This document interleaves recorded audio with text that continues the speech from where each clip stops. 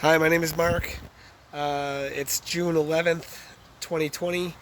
My last video, I think I said it was June 10th, and I was wrong. It is June 11th. Flying by already. So today I had an unfortunate event. These are my tomato plants, my Dutch bucket tomato plants, which are just out of control, doing great. But I had some high winds today, and I snapped a branch, or I didn't snap it, but the wind did. It was definitely my negligence. I should have supported these guys earlier.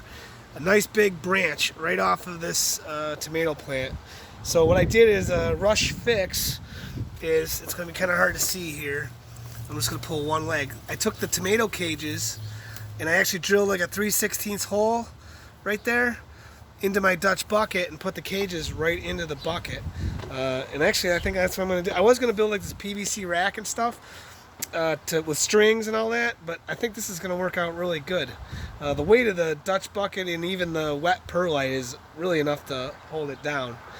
So what I did is, this is an experiment now, is I took this branch that broke off. Now look at this thing. It is wilted, it is dying, it's hopeless. And believe it or not, there's actually a flower on here.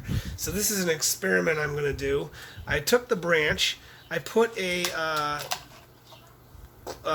rooting compound on the branch, and I put it into a crack key with the exact same solution that's in my whole system outside.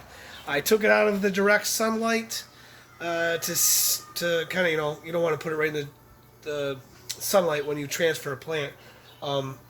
But again, obviously, shock and death.